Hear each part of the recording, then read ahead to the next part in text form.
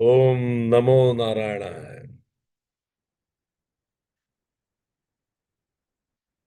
नमस्ते दोस्तों। Project self, United consciousness, United global peace foundation की तरफ से आप सभी का हार्दिक स्वागत है। हम लोग रामचरितमानस सीरीज का अध्ययन कर रहे हैं। आज दूसरा सेशन है। हमारा नाम डॉक्टर विक्रांत सिंह तोमर है। आप सभी का हार्दिक स्वागत है। ये सेशन हम अमेरिका में जहां अवेंजर मूवीज की शूटिंग हुई और जहां डिज्नी वर्ल्ड की शूटिंग हुई, वहां फ्लोरिडा ऑरलैंडो से टेलीकास्ट कर रहे हैं। लास्ट सेशन तक हमने पहले सेशन में ये जाना था कि किस प्रकार रामचरितमानस का प्रारंभ हुआ। हमने जाना कि किस प्रकार नारद जी ने वाल्मीकि जी को बताया। जब वाल्मीकि जी ने पूछा कि इस विपरीत परिस्थितियों वाले जगत में क्या कोई ऐसा व्यक्ति है जो सत्य को धारण कर सकता हो, गुणवान हो, वीरवान हो, धर्मज्ञ हो, उपकार को मानने वाला हो, सत्यव्रता हो, दृढ़ प्रतिज्ञ हो, क्या ऐसा कोई व्यक्ति है जिसमें ये सारे वर्च्यूज होते हो। ये सुन के नारद जी ने कहा कि ऐसा व्यक्ति केवल एक है जो इक्ष्वाकु वंश में उत्पन्न हुए हैं और जो लोगों में राम नाम से विख्यात है। तब नारद जी ने श्री राम के जीवन की महिमा और जीवन का वृत्तांत सब कुछ वाल्मीकि जी को कह सुनाया और वाल्मीकि जी को प्रेरित किया कि इस पे वो आगे कार्य करें। वाल्मीकि जी को परमात्मा की कृपा से जब उनको बहुत शोक हुआ तो उनके शोक से परमात्मा की कृपा से श्लोक निकला। और जब आपके पास कुछ एडिशनल एबिलिटीज होती हैं तो उन एडिशनल एबिलिटीज का उपयोग अगर आप समाज हित में नहीं करते, लोक हित में नहीं करते, तो परमात्मा ने वो एबिलिटीज आपको यूं ही दे दी। इसका मतलब उसका कोई उपयोग नहीं रहा समाज के लिए। तो वाल्मीकि जी को जब एबिलिटीज मिली तब उन्होंने उसका समाज हित में उपयोग किया, श्री राम की कथा सुनाई। हमने पढ़ा वाल्मीकि रामायण पहली रामायण थी, पर उसके बाद आध्यात्म रामायण, रामावतरण और ऐसी बहुत सारी रामायणों की श्रृंखला है। भारत और सनातन धर्म की रगों रगों में बसे हुए हैं श्री राम। हमने ये भी बात की पिछले सेशन में कि उपनिषद उन दर्शन को सिखाते हैं, पर अवतार उन दर्शन को जी के दिखाते हैं ताकि हम उसको जीना सीख सकें, हम समझ सकें कि कैसे उसको जिया जा सकता है। पूरे विश्व में रामायण है। मध्य एशिया, पूर्वी एशिया, दक्षिणी एशिया, इस पे हमने बात की। कला में है, नृत्य में है, हर घर घर नाटकों में रामायण की जाती है। तो पूरे भारत में और सनातन के रगों रगों में बहती है ये रामायण। आज इससे आगे की बात शुरू करेंगे। एक क्विक रिकैप लेंगे। एक क्विक अंडरस्टैंडिंग के साथ हम आगे रिकैप के बाद आज का सेशन शुरू करते हैं। ये जो रामायण का के बाद हमने देखा कि किस प्रकार वाल्मीकि जी ने रामचरितमानस की सृजन किया। रामचरितमानस जो है ये 7 कांड में विभाजित है। कांड मीन्स चैप्टर्स। हर चैप्टर में कुछ छंद हैं, श्लोक हैं, दोहे हैं, सोरठा हैं और चौपाइयां हैं। बालकांड, अयोध्या कांड, अरण्य कांड, किष्किंधा कांड, सुंदर कांड, लंका कांड और उत्तर कांड। एक क्विक ग्लिम्स लेते हैं हम इन सभी कांड का कि किस प्रकार राम कथा चलती है। How does this actually continues. So ये पहला कांड है जो है वो है बाल कांड। और ये सुनते सुनते पूरी राम कथा को पुनः मन में विचार कर लीजिए। सो ये रामचरितमानस गोस्वामी तुलसीदास 15वीं 16वीं शताब्दी में जो लिखी गई अवधी भाषा में, पूरे भारत के घर घर में शरद नवरात्रि मंगलवार और शनिवार को इसके सुंदर कांड का पाठ होता है। कोई कितने लोग करते हैं कई बार सुंदर कांड का पाठ अपने घरों में, बच्चों के जन्मदिन पे, मंदिरों में, ये सुन, हाथ खड़ा करेंगे इफ यू डू इट, और if you have ever done it. घर घर में सुंदरकांड का पाठ होता है। ठीक। इसकी शैली जैसे हमने बताया दोहा चौपाइयों में है। इसकी रचना में 2 वर्ष 7 माह 26 दिन का समय लगा था। अब आप सोचिए, पिछले 15 सेंचुरी 16 सेंचुरी से अभी हम 21 सेंचुरी में आ गए हैं, 600 साल बाद भी बेस्ट सेलर बनी हुई है। ऐसी कौन सी किताब को आप जानते हैं? 2 साल 7 महीने 26 दिन का पूरा इस समय इसमें लगा। और ये संवत 1633, मतलब ईसवी 1576 में मार्शशील शुक्ल पक्ष में राम श्री राम के विवाह के दिन ये पूर्ण हुई थी। जब राम जी सीता जी से मिले तब रामायण संपूर्ण हुई। और निश्चित तौर पे जब शिव शक्ति से मिलते हैं तभी जगत संपूर्ण होता है। इसकी रचना शुरू हुई थी अयोध्या में विक्रम संवत 1631 में, मतलब जो ग्रेगोरियन कैलेंडर है उस हिसाब से 1574 में। और शुरुआत ये रामनवमी के दिन हुई थी। रामनवमी के दिन, मंगलवार के दिन शुरुआत हुई थी इसकी रामचरितमानस की। हनुमान जी को धारण करके शुरुआत हुई थी। और इसका आधार वाल्मीकि कृत रामायण ही है। अंतर क्या है? मूल रूप से जहां वाल्मीकि रामायण ने श्री राम को सांसारिक व्यक्ति के रूप में दिखाया है, वहीं गोस्वामी तुलसीदास ने भगवान का अवतार माना है राम। और इसको हम पढ़ना शुरू करेंगे। भगवान का अवतार होने का तात्पर्य हमारे अंदर जो ईश्वरत्व है वो इससे जागृत होता है। पहला कांड है बाल कांड, फर्स्ट चैप्टर। ये अयोध्या से शुरू होता है, दशरथ जी से शुरू होता है। यहाँ कौशल्या जी, कैकेयी जी, सुमित्रा जी, इन सब की गाथाएं हैं। ऋषि वशिष्ठ की गाथाएं हैं, श्रृंगी ऋषि की गाथाएं हैं। अग्निदेव के बारे में चर्चा होगी, किस प्रकार वो खीर बटी और किस प्रकार राम लक्ष्मण भरत शत्रुघ्न गर्भ में आए माताओं की, उस पर चर्चा होगी। किस प्रकार विश्वामित्र लेके गए दोनों राजकुमारों को, ताड़का और सुबाहु जैसे राक्षसों के वध की, उस पे बात होगी। मारीच पे बात होगी।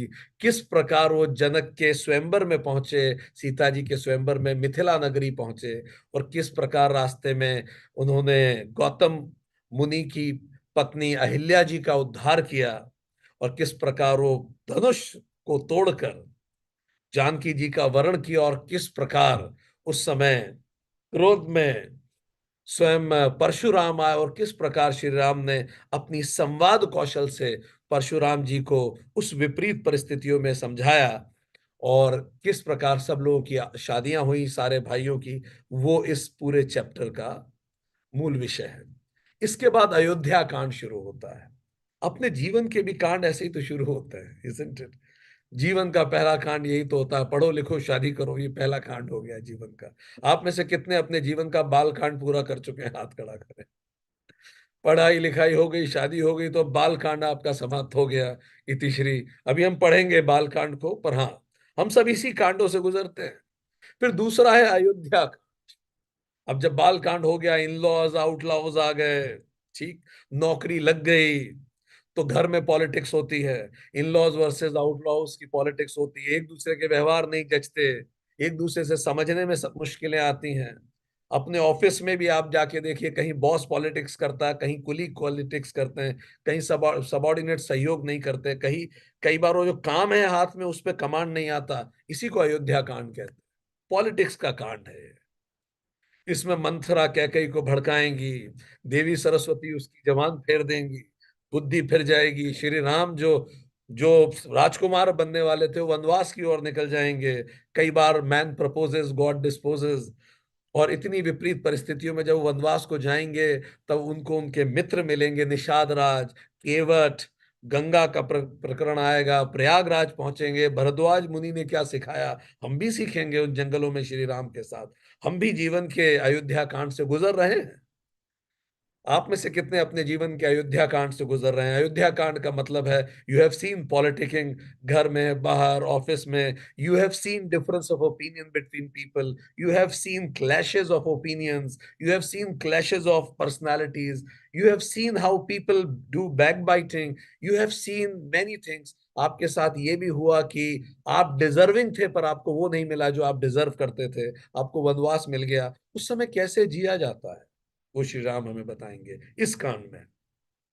चित्रकूट पहुंचेंगे, यमुना स्नान करेंगे, हम सब भी उनके साथ यमुना का स्नान करेंगे। हम सब भी उनके साथ उन जंगलों में घूमेंगे और उन ऋषियों से मिलेंगे, जिन ऋषियों से मिलके राम श्री राम बने। तो ये यात्रा हमारा इंतजार कर रही, फिर हम सब भी साथ में चित्रकूट चले जाएंगे। और जहां भरत आएंगे मनाने श्री राम को, हम सब सुनेंगे भरत क्या कह रहे हैं, श्री राम क्या कह रहे हैं। और हम उस संवाद को भी सुनेंगे कि प्रेम, भक्ति की वास्तविक परिभाषा क्या हो। वो सब चीजों पे इसमें चर्चा होगी।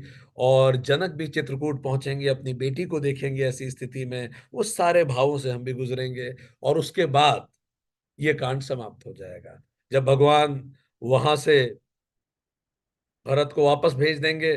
भरत वापस जाएंगे, सिंहासन पे पादुका रखकर नंदीग्राम से ही शासन करेंगे। तब हम भरत जी से ये भी सीखेंगे राज किया कैसे जाता है, कैसे आपको एक योगी बन के राज करना चाहिए। ये सब भी हम सीखने वाले हैं। फिर जीवन अरण्य काल की तरफ जाएगा। अरण्य काल का मतलब जो जंगलों में बीतेगा। सारे बिल आपको पे करने पड़ते हैं। कितने लोग बिल पे करने की चिंताएं होती हैं, बच्चों की फीस पे करनी होती है, ट्रैफिक जैम से होके गुजरते हैं, प्रमोशन के झगड़े, अपनी बैलेंस शीट को ठीक बनाना। कितना जगत प्रपंच है ये सारा।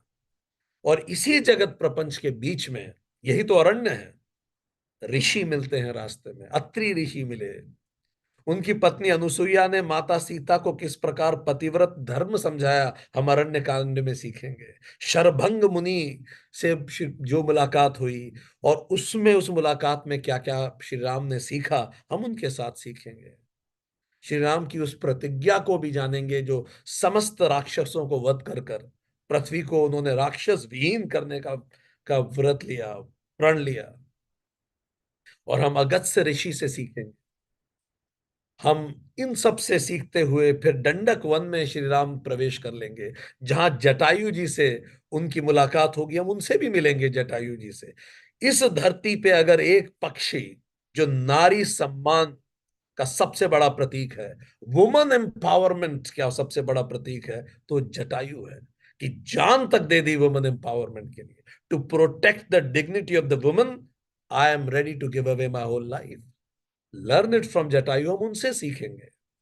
फिर हम पंचवटी चलेंगे श्री राम जी के साथ, जहां सूपड़खा आएंगी और जीवन में एकदम से नया उतार चढ़ाव आएगा। और वहीं से नए जीवन के संघर्षों के बीज बोए जाएंगे। कितने लोगों ने लाइफ में कितनी सारी घटनाएं होती हैं जो कभी हमने सोची नहीं। So many unplanned things happens in life. ये सब इसमें होगा। अरण्य कांड में सुपर्णखा आएगी और ये सब चीजों से गुजरते हुए मारीच स्वर्ण मृग बनेगा। और इन सब के बाद दुर्वासा ऋषि और बाकी सब, शबरी माता, ये सब अरण्य कांड हमें मिलेंगी। फिर हम किष्किंधा कांड में जाएंगे। ये वो कांड है जो जीवन के सबसे विपरीत स्थितियों में है। श्री राम जब तक सीता के साथ थे, उनके लिए जंगल भी राजमहल था। पर ये वो कांड होगा जब श्री राम बिना सीता माता के रहेंगे। हम देखेंगे कि जीवन में अपने अभिन्न लोगों के बिना कैसे जिया जाता है। आप में से कितने लोग हैं, भगवान ना करे, जिसने कभी भी अपने किसी अभिन्न को खोया है जीवन में। माता पिता, भाई बंधु, कोई भी व्यक्ति हो, कैसे श्री राम अपने अभिन्न लोगों के बिना जीते हुए धर्म पे चले, ये हम सीखेंगे। वो ऋषिमूल पर्वत जाएंगे, सुग्रीव जी से मिलेंगे, हम बाली जी से मिलेंगे।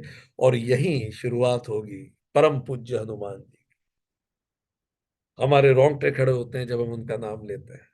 तो किष्किंधा कांड में जब जीवन सबसे कठिन परिस्थितियों में गुजरता है, तब स्वयं हनुमान आते हैं। तो जो सबसे कठिन, भगवान ने सीता जी को लिया पर भगवान ने हनुमान जी को दिया। तो हनुमान जी आएंगे, इसमें अंगद आएंगे। संपाति आएंगे, जामवंत आएंगे, लंका की खोज होगी। और हनुमान के आते ही जो होना है वो होगा। अगला कांड है सुंदर कांड। भले श्री राम ही क्यों ना हो, जिसके जीवन में हनुमान आ जाए उसका तो जीवन सुंदर कांड हो ही जाएगा। पूरा जीवन सुंदर कांड बनेगा। हम सुंदर कांड में हनुमान जी के शौर्य का अध्ययन करेंगे। किस प्रकार उन्होंने लंका की ओर प्रस्थान किया, कैसे विभिन्न राक्षसियों से उन्होंने युद्ध किया, कैसे वो माता सीता के समक्ष पहुंचे, कैसे उन्होंने मुद्रिका दी, कैसे उन्होंने लंका में आग लगाई, कैसे उन्होंने वो चूड़ामणि लेके वापस आए, और कैसे उन्होंने श्री राम को चूड़ामणि दी। किन भावों से श्री राम गुजरे जब जीवन अपने कठिन परिस्थितियों से गुजरता है। और कैसे फिर प्रभु राम ने समुद्र से विनती की, और कैसे हमें शौर्य और धैर्य का एक कॉम्बिनेशन बना के जीवन में आगे बढ़ना पड़ता है। और यहीं ये कांड समाप्त होगा, फिर शुरू होगा जीवन का लंका कांड। सुंदर कांड एम्पावरिंग है, सुंदर कांड एम्पावर करता है। विपरीत परिस्थितियां आएंगी, पर हमें मजबूती से अपने अंदर स्किल बढ़ाते रहना है, योग्यता बढ़ाती रहनी है, ताकि हम उस लंका को जला सकें। वो लंका जो तनाव की लंका है। तो नल नील का उल्लेख आएगा इसमें। रामेश्वरम की स्थापना, बहुत अंगद रामदूत बन के पहुंचेंगे, लक्ष्मण मेघनाथ जी का युद्ध होगा, हनुमान जी संजीवनी लेके आ जाएंगे, काल नेमी भरत जी का उल्लेख होगा, कुंभकर्ण और रावण श्री राम के हाथों मारा जाएगा। और फिर पुष्पक विमान में हम सब लोग श्री राम के साथ वापस लौटेंगे, और वापस लौट के पुनः अयोध्या जाएंगे। और अयोध्या में उत्तर कांड के साथ इस सब की समाप्ति होगी, जो अंतिम कांड है। तो इस प्रकार पूरी रामचरित मानस का पूरा, this is the bigger picture जिससे हम आने वाले पूरे सेशंस में गुजरेंगे। अब जहां हमने बात की कि यहाँ छंद है, चौपाई है, थोड़ा सा इसको भी समझ लेना श्रेयस्कर हो सकता है। छंद का मतलब क्या होता है? ये एक लयबद्ध रचना होती है जिसमें अलग अलग अलंकार होते हैं। अभी आप पढ़ेंगे ऐसी सिमिलीज कि आप अपनी बोलचाल की भाषा में आपकी हिंदी सुधर जाएगी। आपके पास इतने सारे एग्जाम्पल्स हो जाएंगे बात समझाने के लिए, अपने सबऑर्डिनेट को, अपने रिलेटिव्स को। ठीक। तो ये छंद होते हैं।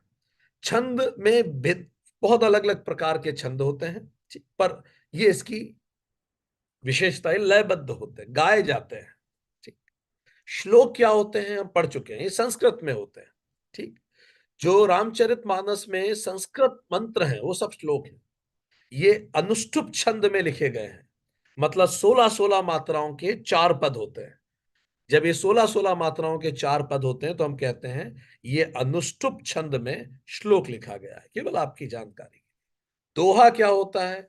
ये दोहा भी एक प्रकार का छंद ही है, जिसमें 2 पंक्तियां होती हैं, और हर पंक्ति में 13 और 11 मात्राएं होती हैं। तो पहली पंक्ति में 13, दूसरी पंक्ति में 11 मात्राएं। इसको हम कहेंगे दोहा है। ये व्याकरण हम आपको बता रहे हैं केवल आपकी जानकारी के लिए। ठीक। सोरठा क्या है? सोरठा भी दोहा जैसा होता है, पर इसमें 11-13 होता है। आप सोचिए कितना कितना वैज्ञानिक हमारी भाषा भी है। 13-11 तो दोहा है मात्राओं की संख्या, 11-13 हो जाए तो उसी को सोरठा कहेंगे। मतलब आप जो बोल रहे हैं आपको मात्रा गिन के बोलना है। सोचिए क्या विद्वान रहे होंगे तुलसीदास जी, मात्रा गिन के इतना बड़ा ग्रंथ लिख दिया, वो भी राइमिक।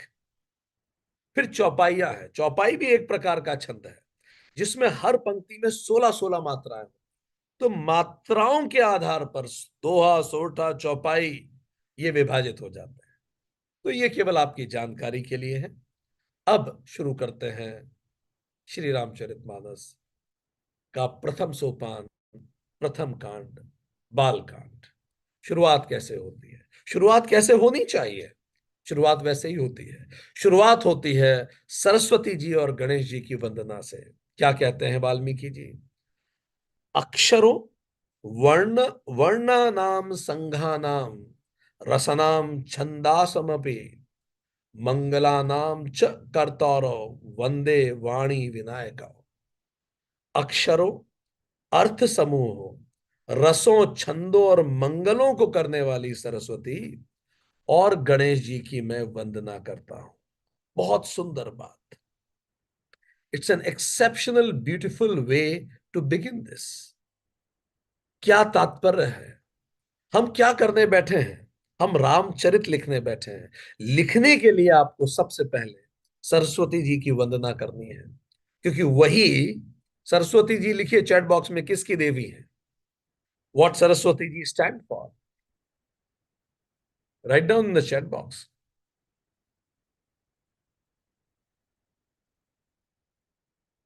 एग्जैक्ट, सरस्वती जी ज्ञान की देवी है। अब जैसे हम आपको पढ़ा रहे हैं, हम आपको ज्ञान दे रहे हैं, तो सरस्वती जी ज्ञान की देवी हैं। पर आपके पास क्या होना चाहिए ज्ञान रिसीव करने के लिए, बताइए?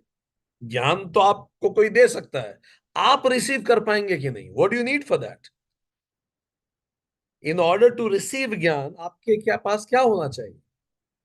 एग्जैक्टली, बुद्धि। तो गणेश जी किसके देवता हैं? बुद्धि के देवता हैं। तो बिल्कुल उन्होंने कहा, बिल्कुल रिसेप्शन, पूरा कम्युनिकेशन फिक्स कब होगा? ज्ञान आए और बुद्धि उसे रिसीव कर सके।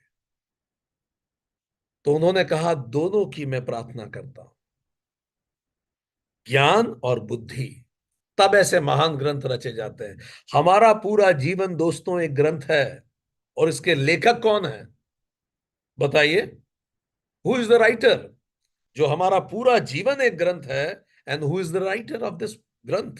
Exactly Neeraj, we are self, हम खुद हैं। तो इस जीवन रूपी ग्रंथ की रचना करने से पहले, जब आपका दिन शुरू हो, तो आप इन दोनों की प्रार्थना से शुरू कीजिए दिन।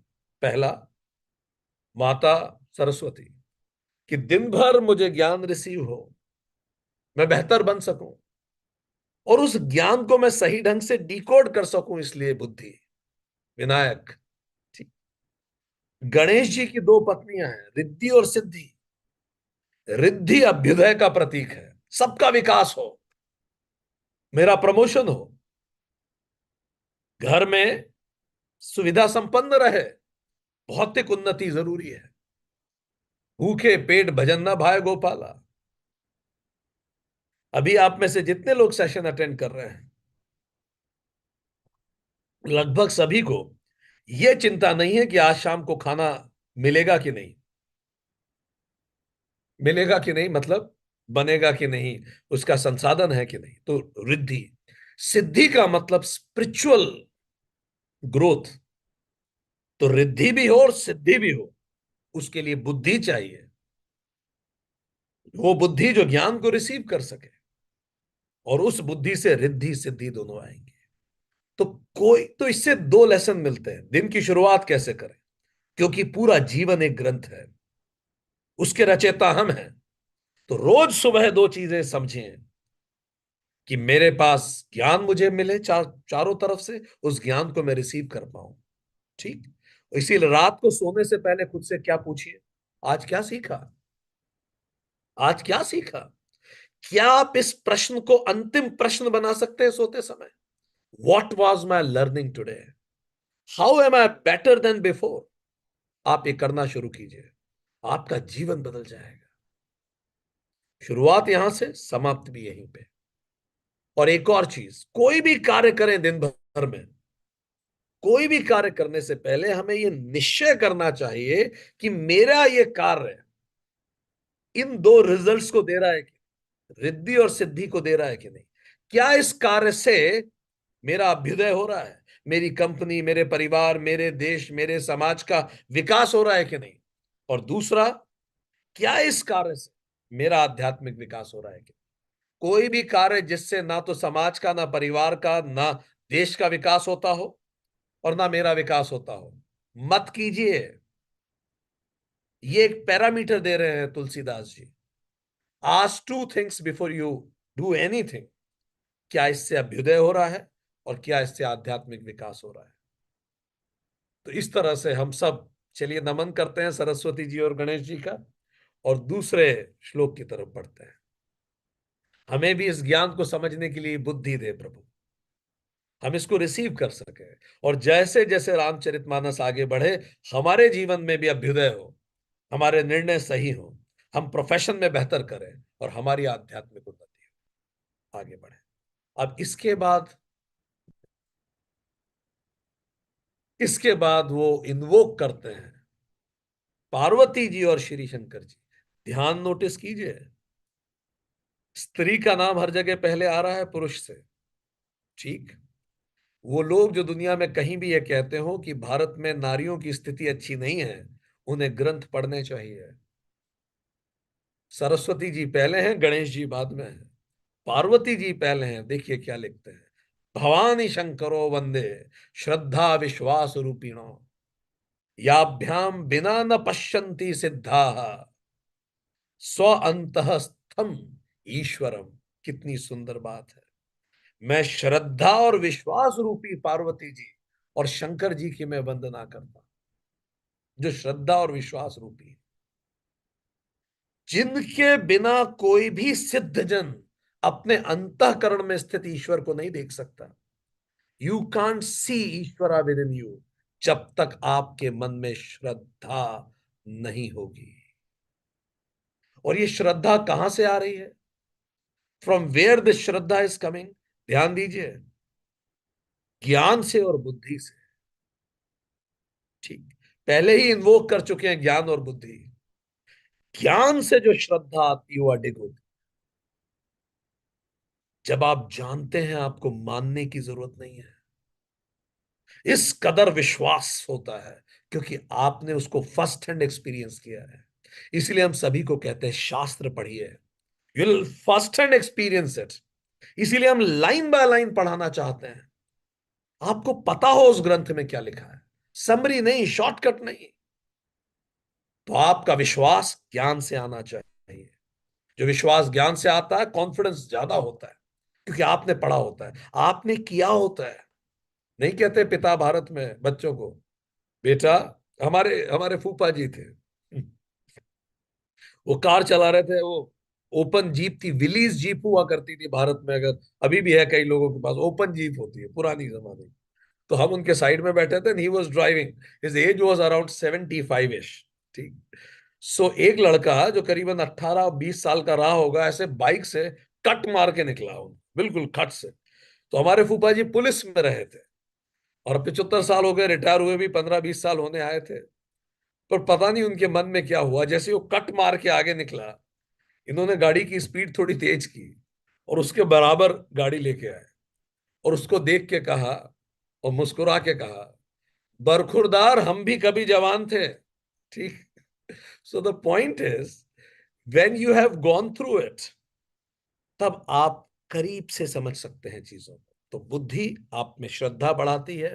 भगवान कृष्ण गीता में कहते हैं, याद कीजिए, भगवान कृष्ण कहते हैं, श्रद्धावान लभंत ज्ञानम, श्रद्धावान पुरुष ही ज्ञान को प्राप्त कर पाते हैं। 4.39 भगवान कृष्ण 4.40 में कहते हैं, अज्ञानी, श्रद्धा रहित और संशय युक्त पुरुष नाश को प्राप्त होता है। संशय युक्त पुरुष के लिए ना सुख है, ना ये लोक में सुख है, ना उस लोक में सुख है। जो संशय युक्त है, जो हमेशा संशय में रहता है। पर जिसके पास बुद्धि है, उसे क्लैरिटी आती है लाइफ के बारे में। फाइन। और क्यों ये विश्वास और श्रद्धा जरूरी है? महाभारत के शांति पर्व में ऐसा संवाद आता है कि अगर आपके कर्मों में वाणी के दोष हो, मंत्रों का आप ठीक से उच्चारण नहीं कर पाते हो, ठीक, मन की चंचलता के कारण कई बार इधर उधर ध्यान चला जाता हो, पर फिर भी अगर आपके मन में पूरी श्रद्धा है कि हनुमान जी कृपा रखेंगे, 4-5 बार आपका मन दाएं बाएं चला गया, आपका उच्चारण ठीक नहीं है, तो भी अगर पूरी श्रद्धा से आप कोई कार्य करें, वो फलित होता है। आप पूरी श्रद्धा से कीजिए। वाल्मीकि जी तो मरा मरा उल्टा मंत्र बोल के सिद्ध हो गए क्योंकि उनके अंदर वो भाव था। यहां एक लेसन सीखिए, जो कार्य करें उसको भाव से कीजिए। आप नौकरी कर रहे हैं, वो पल जब आप कुर्सी पे जाके बैठे, उस भाव में आ जाइए। आप किसी को खाना खिला रहे हैं, उस भाव में उतरिए। आप किसी से बात कर रहे हैं, उस श्रद्धा और विश्वास से बात कीजिए। कम इन दैट जोन, हर चीज फलित होने लगेगी। पद्म पुराण में भूमिखंड में 94 में कहा गया है, श्रद्धा देवी धर्म की पुत्री है, धर्म की बेटी का नाम श्रद्धा है। ठीक। तो श्रद्धावान जो होते हैं, संसार में उनका उद्धार होता है। ठीक। श्रद्धा बनाए रखिए, कितनी भी विपरीत परिस्थितियां हो। अगर इसके लिए आप कोई उदाहरण देख सकते हैं, तो I think one of the best example for this, having this shraddha, is, हम उनकी कथा सुना रहे हैं, आपको उनका नाम बताना है। ये जो, जिस महिला की हम बात कर रहे हैं, ये ऊबर खेड़ा ग्राम की संथाली आदिवासी परिवार से आती थी। नाम लिख दीजिए आप उनका, ससम्मान नाम लिखिएगा। और इनकी शादी हुई। ये वो पहली पहल लड़कियों में से थी जिन्होंने पूरी पढ़ाई लिखाई करी, पूरी शिक्षा करी। शिक्षा करके पहाड़पुर गांव में इनकी शादी हुई, ये शिक्षिका बनी। पर कुछ समय बाद इनकी बेटी की मृत्यु हो गई। जब बेटी की मृत्यु हुई, तो जीवन की, आप सोचिए, 3 साल की बच्ची का देहावसान हो गया। इनके अंदर इनका कलेजा फट गया। जैसे ही नाम याद आ जाए, बिल्कुल आपने सही कहा। पर इन्होंने निर्धारित किया, इनके अंदर की श्रद्धा नहीं समाप्त हुई। इन्होंने निर्धारित किया कि शायद परमात्मा चाहता है कि अगर मेरे पास खुद के लिए खुशियां नहीं है, तो मैं दूसरों के लिए खुशियां दूं। और वो पार्षद बनी, वो विधायक बनी, वो जनसेवा में लग गई। पर मानव विधाता को और कठिन चुनौतियां इनकी लेनी थी। 2009 में इनके बड़े बेटे की मृत्यु हो गई, 2013 में छोटे बेटे की मृत्यु हो गई, 2014 में इनके पति की मृत्यु हो गई। आप कल्पना कर सकते हैं किस कदर पहाड़ टूटा होगा। पर एक चीज जो उन्होंने कभी नहीं छोड़ी, श्रद्धा और विश्वास। ऐसा नहीं है कि उन्होंने भगवान को मानना छोड़ दिया, वो भगवान के और करीब आई। और उन्होंने अपने अंदर की श्रद्धा और विश्वास को जागृत रखा। वो मंत्री हुई, 2015 में झारखंड की राज्यपाल बनी, और 2022 में इस पूरे देश ने उनके संघर्षों को, उनकी श्रद्धा को, उनके विश्वास को नमन किया सर झुका के। और भारत की महामहिम राष्ट्रपति सुश्री द्रौपदी मुर्मू के रूप में आज वो भारत के राजभवन में, राष्ट्रपति भवन में विराजित है। हमें गर्व है कि ऐसी राष्ट्रपति हमारे देश में है, जो प्रतीक हैं श्रद्धा और विश्वास। बिना संघर्षों से किसी को कुछ नहीं मिला। विपरीत परिस्थितियों में आप में कितना विश्वास है, यही आपके मनुष्य होने का प्रतीक है। तो तुलसीदास जी कह रहे हैं, विश्वास बना रहे। ये बहुत इंपॉर्टेंट है कि हम विश्वास को बनाए रखें। पार्वती जी को क्यों इसमें उल्लेख किया गया? पार्वती जी का पूरा जीवन आप देखिए, क्या पार्वती का जीवन विश्वास का जीवन नहीं है? पूरा संघर्षों को याद कीजिए, पार्वती जी के जीवन के संघर्ष जितने उन्होंने किए। पार्वती जी ने सबसे पहले जब सती के रूप में जन्म लिया, सती के रूप में इतने संघर्षों से तो उन्होंने शिव को पाया, कितने संघर्ष उन्होंने नहीं किए। इसीलिए पार्वती श्रद्धा स्वरूपा है। पर फिर सती ने अपने आप को, सती माता ने अपने आप को अग्नि में समर्पित कर दिया, सम्मान के लिए। भारत में यह परंपरा जौहर की, आत्मसम्मान के लिए आप किसी भी बलिदान के लिए तैयार हो जाते हैं। ऐसी सभ्यता जहां व्यक्ति मरना पसंद करेगा पर आत्मसम्मान नहीं छोड़ेगा, उसको आप गुलाम नहीं बना सकते। सती जब वो हुई, तो ये इस बात का प्रतीक है, आत्मसम्मान से ऊपर कुछ नहीं। मैं गुलामी नहीं बर्दाश्त कर सकता। वियोग हो गया भगवान से उनका, शिव जी से। उसके बाद उन्होंने पुनर्जन्म लिया, इस विश्वास के साथ कि पुनः वो शिव जी का वर्ण करेंगी। यही चीज पार्वती को श्रद्धा स्वरूपा बनाती है। शास्त्र कहते हैं लाखों वर्ष तपस किया उन्होंने, पुनः श्रद्धा बनकर, मूर्तिमान विश्वास बनकर और फिर से उन्होंने मत्स्य कन्या के रूप में शिव जी का आराधना की, फिर पार्वती के रूप में शिव जी की आराधना की। तो इस तरह से पार्वती जी का पूरा जीवन श्रद्धा स्वरूप है। और पुरुष की जैसी श्रद्धा होगी वो वैसा हो जाए। आपकी जो श्रद्धा होगी, श्रद्धा मीन्स आपके जो विश्वास है, आप वैसे ही हो जाते हैं। What you think you become, आप सबने सुना होगा। पर कई लोगों के बड़े लिमिटिंग बिलीफ्स होते हैं। Challenge your beliefs with the faith.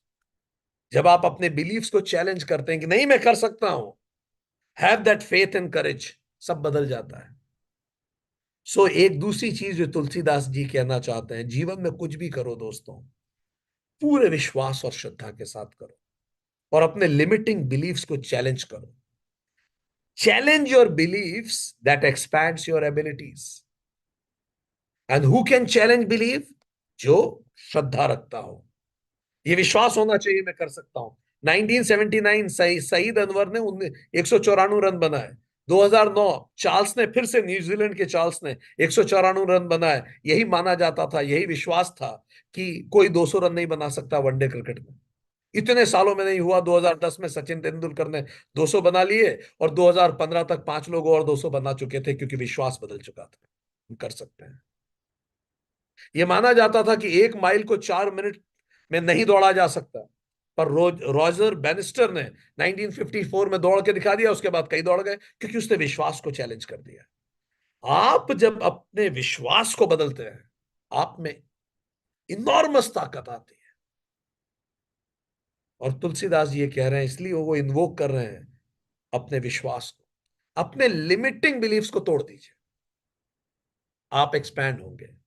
100 metre sprint 10 second में कोई नहीं दौड़ सकता था, माना जाता था। उसेन बॉल्ट दौड़ गए 9.69 2008। 9.69 सेकंड में दौड़ गए 100 मीटर। लोगों ने कहा बाय चांस हो गया, ऐसा संभव नहीं है, तो भी कह रहे थे बाय चांस हो गया।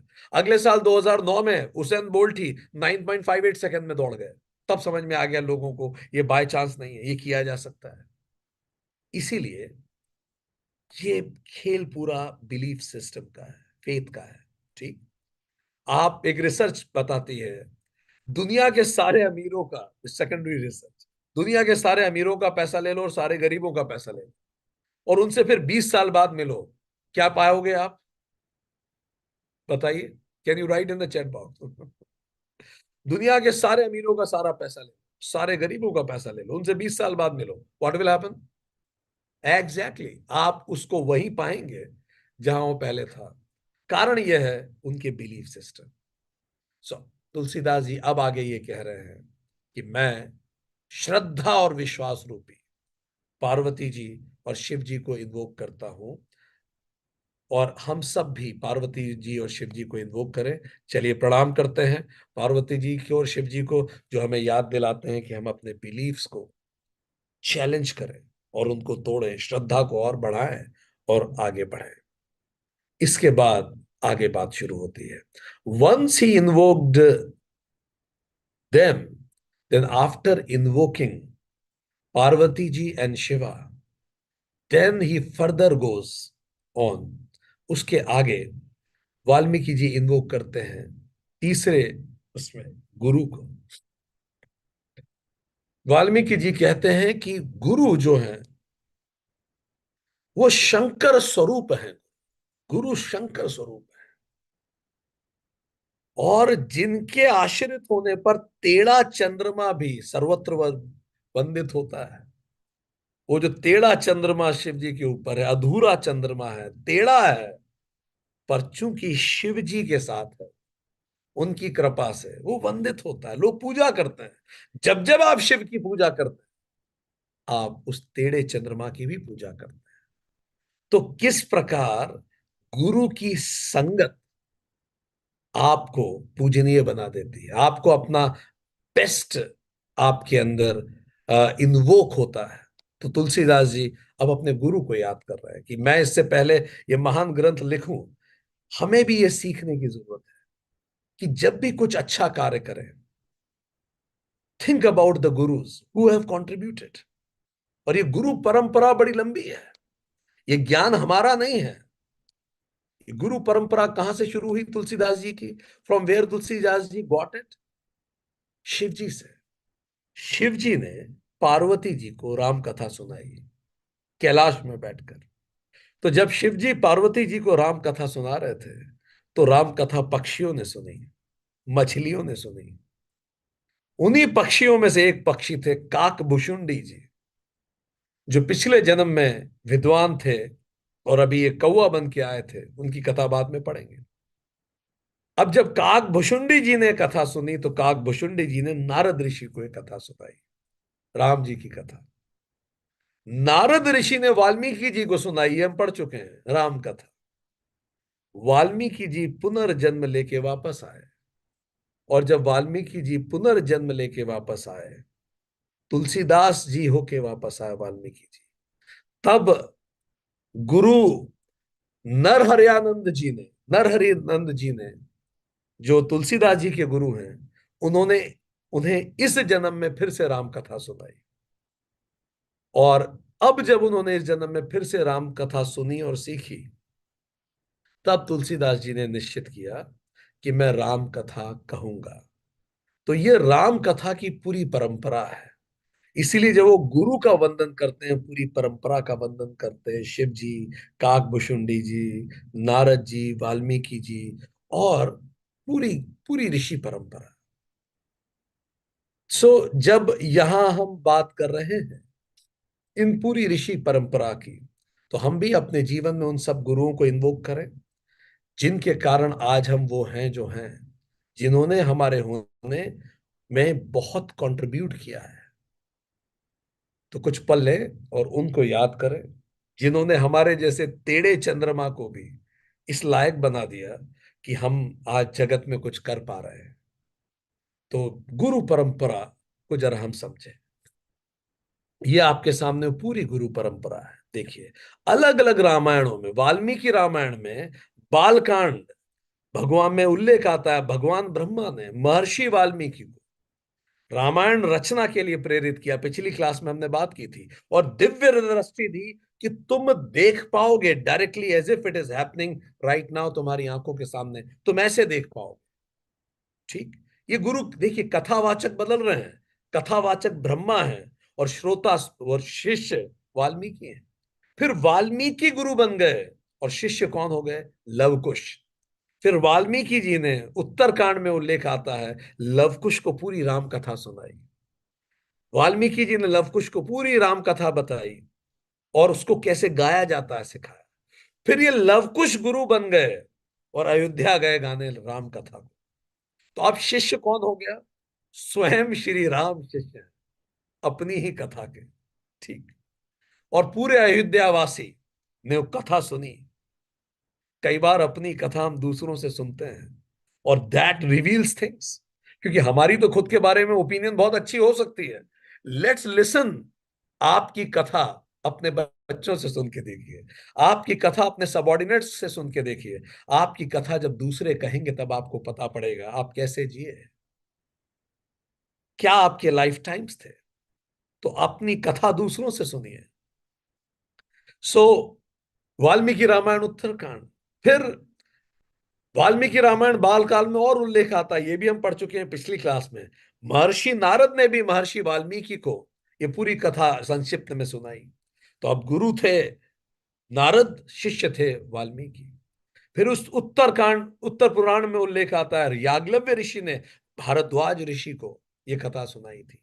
उत्तर रामायण में भी इसका उल्लेख आता है। फिर श्री राम जी ने हनुमान जी को भी कई कथाएं सुनाई। वो श्री राम जी ने खुद अपने गूढ़ रहस्यों का ज्ञान हनुमान जी को दिया। इसीलिए हनुमान जी ने वो रामायण लिखी, जो रामायण हनुमान जी ने लिखी थी। फिर हनुमान जी ने अप्रत्यक्ष रूप से श्री राम के जीवन के बारे में वाल्मीकि जी को भी बताया। फिर वाल्मीकि जी ने भी लोगों को बताया। सो ये गुरु परंपरा है। आज आप सीखते हैं, कल आप दूसरों को सिखाइए।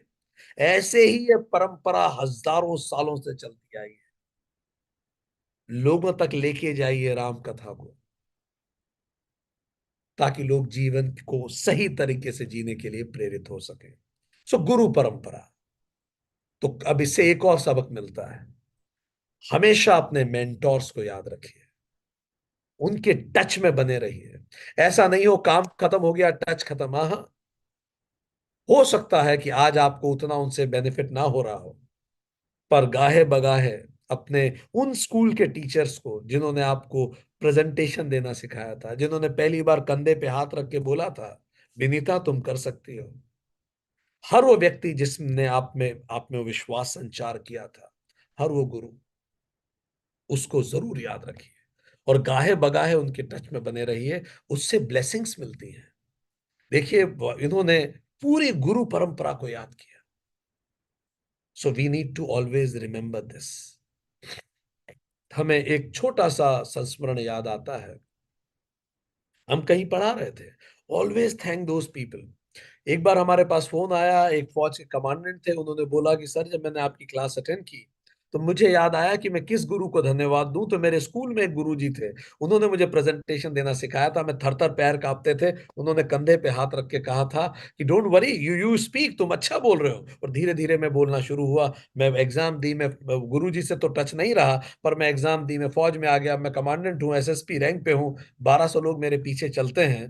पर अगर मैं पलट के देखूं तो उनका बड़ा योगदान है। तो मैंने उन्हें कॉल लगा दिया और मैंने उनको कॉल लगा के कहा कि गुरुजी आप तो मुझे नहीं जानते होंगे, मैं उस गांव का वो विद्यार्थी हूं और आपने ही मुझे प्रेजेंटेशन देना, आत्मविश्वास आपने ही मुझे दिया था। गुरुजी आज मैं क्लास 1 ऑफिसर बन गया हूं, कमांडेंट हो गया हूं, मेरे पीछे 1200 लोग चलते हैं, जिसके पैर कांपते थे उसके पीछे सैकड़ों लोग पीछे पीछे चलते हैं। आज मैं जो कुछ भी हूं आपके कारण हूं। और मैं परमात्मा से प्रार्थना करता हूं कि मैंने जीवन में कुछ अच्छा किया हो तो उसका सत आपको लगे प्रभु। ये उन्होंने कहा अपने गुरुजी को। और फिर बात खत्म हो गई कि मैंने कुछ भी अच्छा किया उसका सत आपको लगे। उन कमांडेंट ने बताया कि सर 2 दिन बाद उसी नंबर से वापस कॉल आया, गुरुजी के नंबर से। मैंने बड़ा एक्साइटेड होकर फोन उठाया तो फोन पे गुरुजी नहीं थे, फोन पे कोई दूसरा व्यक्ति था। और उस व्यक्ति ने बोला कि मैं आपको नहीं जानता। उस व्यक्ति ने मुझे बोला मैं आपको नहीं जानता, पर आपने जिनको फोन लगाया है मैं उनका बेटा बोल रहा हूं। और मैं आपको यह बताना चाहता हूं कि मेरी मां को कैंसर स्टेज 3 डिटेक्ट हुआ है। मेरे पिता बहुत परेशान थे। कई महीनों से परिवार में कोई मुस्कुराया नहीं था। हम खाना ढंग से नहीं खा रहे हैं, बड़ा तनाव में पूरा जीवन बीत रहा है हमारा। पर पता नहीं उस दिन 2 दिन पहले आपने फोन पे ऐसा क्या बोला कि मैंने मेरे पिता के चेहरे पे मुस्कुराहट देखी। मैं आपको उस मुस्कुराहट के लिए धन्यवाद देना चाहता हूं। हम तो भूल ही गए थे मुस्कुराना। पता नहीं आपने जो भी बोला, मैं धन्यवाद देना चाहता हूं कि मेरे पिता फिर से मुस्कुराए। जब आप अपने गुरुओं को धन्यवाद देते हैं, आपको भी नहीं पता उनके जीवन में इस धन्यवाद का इस समय क्या महत्व है। तो अपने मेंटोर्स को कभी मत भूलिए। ये आपको जीवन में और करियर में आगे मदद करेंगे, जैसे तुलसीदास नहीं भूले। इसके बाद तुलसीदास आगे बढ़े और इनके बिना तो बात खत्म हो ही नहीं सकती थी। इसके बाद तुलसीदास ने इन्वोक किया। किनको इन्वोक किया? तुलसीदास जी ने इन्वोक किया श्री सीताराम जी। कितनी सुंदर बात लिखी है, सीताराम गुणग्राम। एक तो गुड़ग्राम, गुड़गांव है दिल्ली के पास में, एक गुणग्राम का इन्होंने शब्द लिखा। सीताराम गुणग्राम पुण्यारण्य विहारिणो वंदे विशुद्ध विज्ञानो कपीश्वर कविश्वर कपीश्वरो। सीताराम जी के गुण रूपी पवित्र वन में जो विहार करते रहते, उसी में घूमते रहते हैं फुल टाइम। ऐसे विशुद्ध विज्ञान संपन्न कौन? 2 लोग, कविश्वर वाल्मीकि जी, वो कवियों के ईश्वर हैं। First person who narrated a poem was Valmiki, shloka, the first poet ever on the planet. And second, Kapishwar. Kapishwar, Kapish का अर्थ होता है one who remains happy all the time. और कपी का एक और अर्थ होता है वानर, जो वानरों के ईश्वर हैं और हर पल खुश रहते हैं। ऐसे श्री हनुमान जी, इनका वंदन किया। क्यों किया इनका वंदन, बताइए? Anybody, what do you think? What is the relevance? Why Hanuman ji is in वो quick? And this let me see, इनका वंदन क्यों किया गया?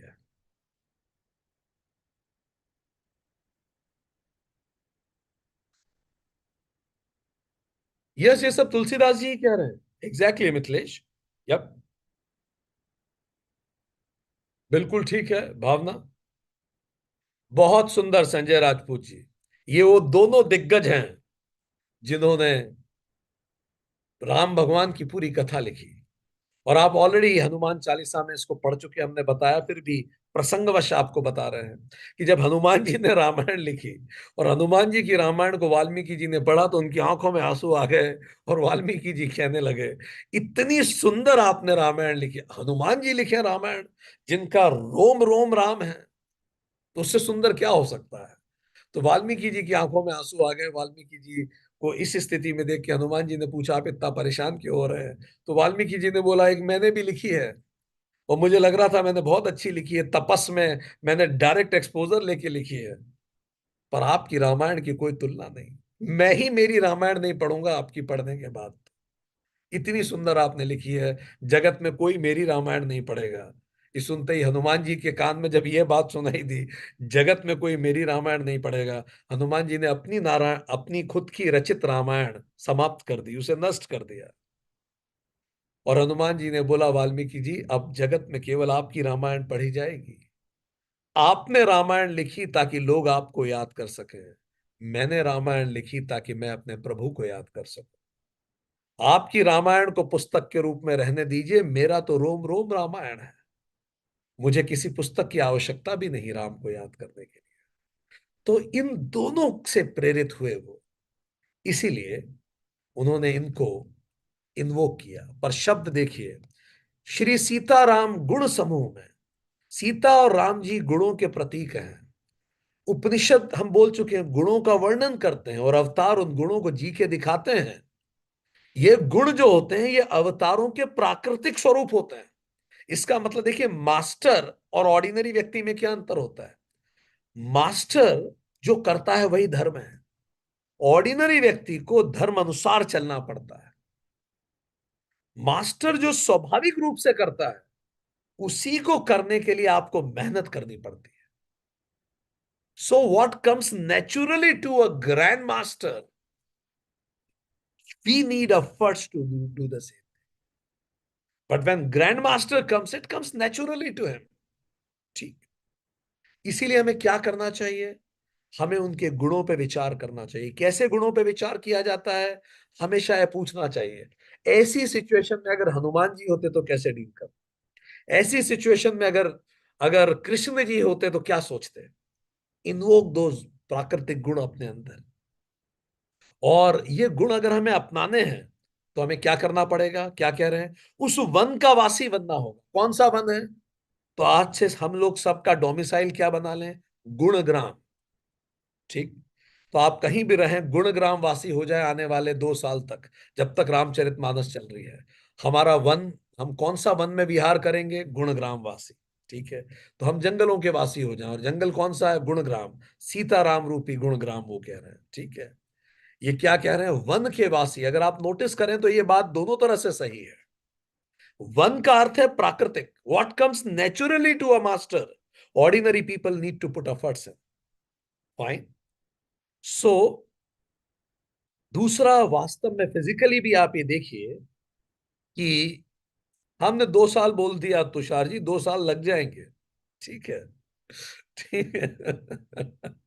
इसीलिए हम भी इन्वोक कर रहे हैं साथ में कि माता ताकत दें, नहीं तो कहां संभव है हम लोगों के हाथ में कुछ। ठीक है। और ये सब लोग वनवासी थे। पहला आश्रम वाल्मीकि जी का आश्रम, चित्रकूट के निकट, जहां श्री राम जी गए थे। दूसरा आश्रम वाल्मीकि जी का ही है जो बिठूर में था, जहां बाद में सीता माता भेजी गई थी, जहां ये लव जी और कुश जी पैदा हुए थे। फिर हनुमान जी भी तो जंगलों में ही रहे पूरे समय, गंध मादन मादन पर्वत पे रहते थे, केले के वनों के बीच में। यही वो भीमसेन जी हनुमान जी से मिले थे, जो भीम, अपने आप को भीम समझ रहे थे, और हनुमान जी ने बताया था कितने सूक्ष्म है वो। ठीक है। सो, और विहारी शब्द जो है, जो अटल बिहारी वाजपेयी, विहारी का मतलब विहरती, जो लगातार विहरण करता रहता है, चलता रहता है। ठीक। जो विहार करे, चलता रहे। ठीक। चरावैती चरावेती अनुभव। आज ये जो अनुभव ये क्लास अटेंड कर रहा है, अगर इसी अनुभव ने कल क्लास अटेंड की तो फिर गड़बड़ है, फिर कोई विहार नहीं हुआ। लगातार चलते रहिए, लगातार इंप्रूव करते रहिए। कल का अभिनव आज के अभिनव से जरा सा बेहतर। बस यही लाइफ है। Don't go through it, grow through it. ठीक। Leaders are not born, leaders are grown. How do they grow?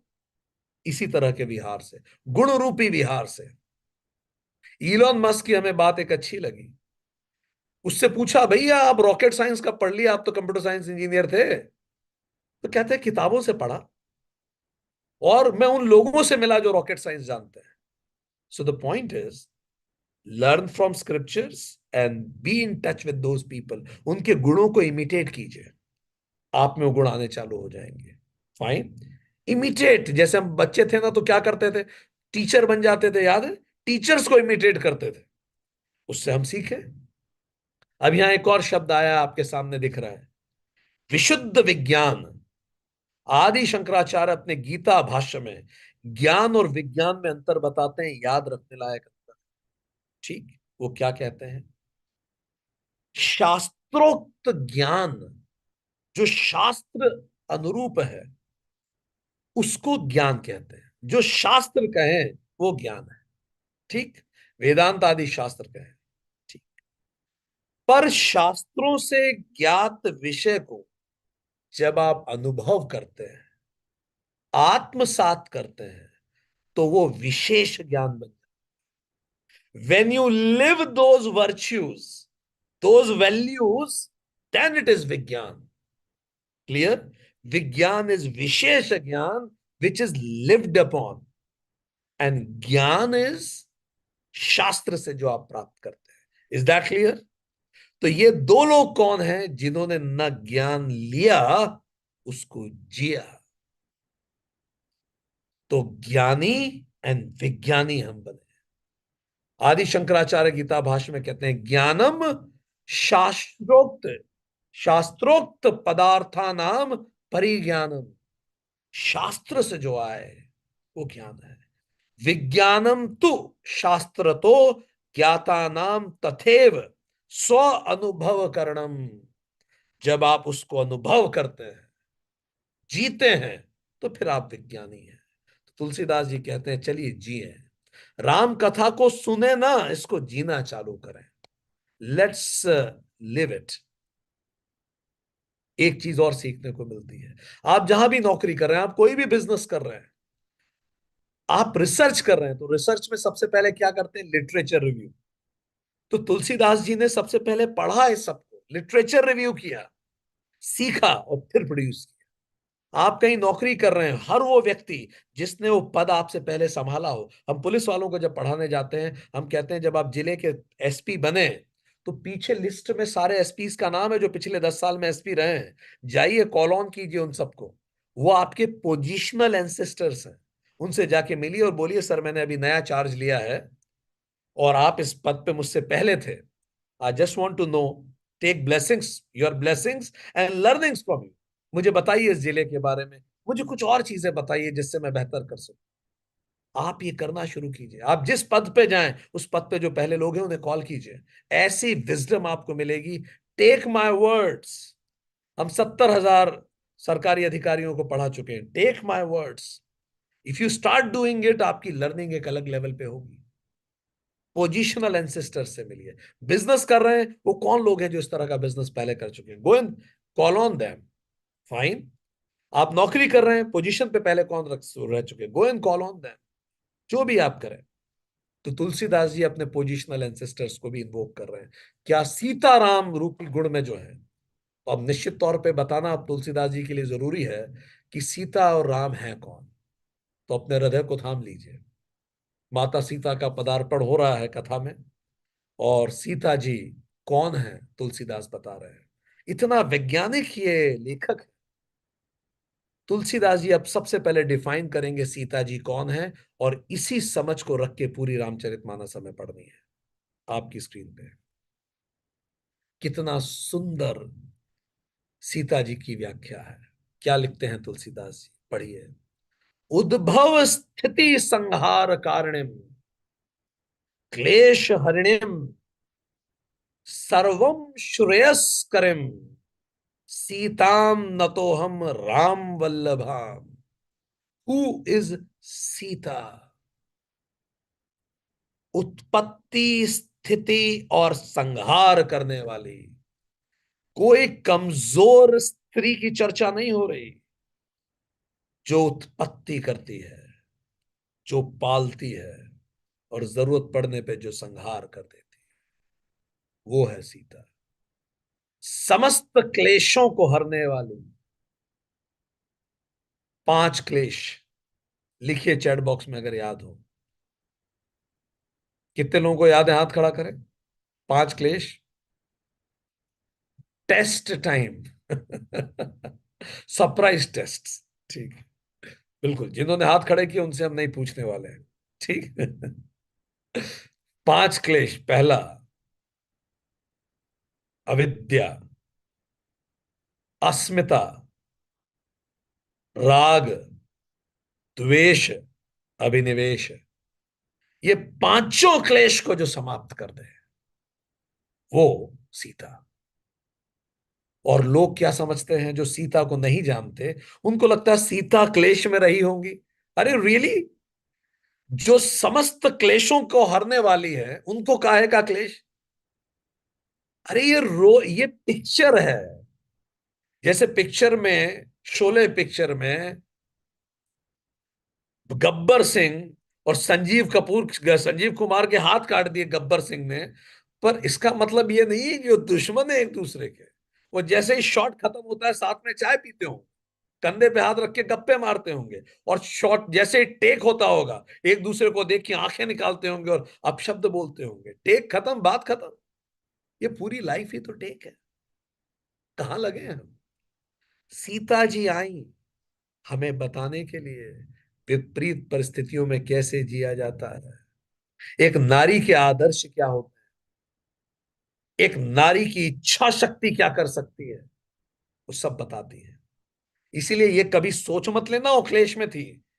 वो तो केवल रोल, मूवी में रोल प्ले कर रही थी ताकि हम सीख सकें। It's that simple. तो सीता जी का जब आप चरित्र पढ़ेंगे तो आप देखेंगे पांचों चीजें खत्म होंगी। अविद्या खत्म होगी। अविद्या मतलब आप सही और गलत में अंतर करना सीखेंगे। अस्मिता खत्म होगी, व्यर्थ का अहंकार खत्म हो जाएगा आपका। राग खत्म होगा। राग मतलब वो व्यक्ति जो केवल आपके अहंकार को तुष्ट करे, इसलिए आपको पसंद हो, ऐसा नहीं। वो खत्म होने लगेगा। द्वेष खत्म होगा। हर वो व्यक्ति जो आपके अहंकार को तुष्ट न करे, उससे आपका द्वेष हो जाता, वो आदत भी खत्म होगी। और अभिनिवेश, मैं मर तो नहीं जाऊंगा, पता नहीं क्या होगा, ये सब चीजों की चिंताएं खत्म हो जाएगी। और जानना है, योग सूत्र पढ़िए, पूरा सेशन है, 1.5 घंटे का सेशन केवल इसी पे है। हम्म? संपूर्ण कल्याण करने वाली श्री राम की प्रियतमा राम वल्लभाम का मैं नमन करता हूं। मैं उनको प्रणाम करता हूं, सीता जी का। तो सीता जी जो है, वो एक अवतार है जो यहां आई ताकि हमें सिखा सके। स्थिति, उत्पत्ति और संहार करने वाली है सीता। तो इसका क्या मतलब है? यही 3 चीजें ही तो सृष्टि को बनाती हैं। ये ईश्वर कौन होता है? सृष्टिकर्ता ब्रह्मा, स्थिति करता विष्णु, लय करता महेश। तीनों की शक्तियां जिस आदि शक्ति से प्रेरित हैं, वो है सीता। सीता सत्वगुण उनमें है, नॉलेज ऑफ क्रिएशन। रजगुण उनमें है, ऑल एक्टिविटी इन क्रिएशन। और तम गुण उनमें है, ability to stop creation at her will. Brahma Vishnu Mahesh, तीनों को जो आदि शक्ति संचालित करती है, वो सीता है। क्रिएटर, सस्टेनर और डिस्ट्रॉयर सीता है। Generator, operator and destructor Sita है। सीता स्वयं ईश्वर है। तीनों चीजों से ये जगत को चलाती है। तो अगली बार जब कोई आपको कहे कि सीता जी के साथ अन्याय, ध्यान रखिए, वो एक रोल प्ले करने आई है। ठीक। इसीलिए तुलसीदास जी ने सबसे पहले डिफाइन कर दिया सीता कौन है। हर स्त्री को इसको लिख के रखना चाहिए, पढ़ें, क्योंकि ये केवल सीता नहीं है, हम सब, हर स्त्री में क्षमता है, हर स्त्री में ज्ञान शक्ति है क्रिएट करने की, उसको इन्वोक कीजिए अपने अंदर। हर स्त्री में क्रिया शक्ति है टू एक्ट। आप बिजनेस करें, आप घर को संभालें, क्रिया शक्ति, पूरा घर वही तो चलाती है, वो धुरी है। हर स्त्री में जड़ शक्ति है, वो विध्वंस कर सकती है अगर चीजें गलत हो तो इसीलिए जब हम सीता जी का चरित्र पढ़ते हैं, अपने अंदर के स्त्रीत्व को उजागर करते हैं। स्त्रियों को पुरुष जैसे बनने की आवश्यकता नहीं, वो अपने आप में संपूर्ण है। रामचरितमानस में तुलसीदास ने स्पष्ट बता दिया कि सीता जी कौन है। उनमें तीनों शक्तियां हैं, ज्ञान शक्ति, क्रिया शक्ति, जड़ शक्ति। ज्ञान शक्ति ही ब्रह्मा है, क्रिया शक्ति ही विष्णु है, जड़ शक्ति ही महेश है। ज्ञान शक्ति ही स्थित सृष्टि करता है, वो सृष्टि करती है, बच्चे को पैदा करती है, नया जनरेशन लाती है। वो स्थिति करता है स्त्री, वो घर चलाती है, और वो लय करता है। अगर वो दुखी हुई, पूरा घर समाप्त हो जाएगा। वो अज्ञान को भी खत्म करती है। अगर आप हमसे पूछें, गिवन अ चॉइस, कि अगर चॉइस केवल इनमें से एक हो, हम स्त्रियों को पढ़ाना चाहेंगे या हम पुरुषों को, एक सेकंड सोचे बिना हम स्त्रियों को ही पढ़ाना चाहेंगे। If I have to choose one, if I have to choose one, I won't even think twice. क्योंकि पुरुष को जब पढ़ाया जाएगा तो पुरुष तक ही रहेगा, वो लिमिट करता है पुरुष। ठीक है, स्त्री एक्सपैंड करती, और इसीलिए माता पहले पूजी जाती है, वो देती है, पुरुष रोक लेता है। आप स्त्रियों को पढ़ा दीजिए, बच्चे अपने आप संस्कारित हो जाए। स्त्री अगर आयुर्वेद जानती है, उस घर में चले जाइए, सब लोग फिट मिलेंगे। स्त्री को खाने पीने का शौक है, तेल वेल का उसको बड़ा आनंद आता है, घर में चले जाइए सब डायबिटिक मिलेंगे। ठीक। तो स्त्री जो है, वही बिल्कुल सच है, मूल आदि शक्ति है वो। ठीक।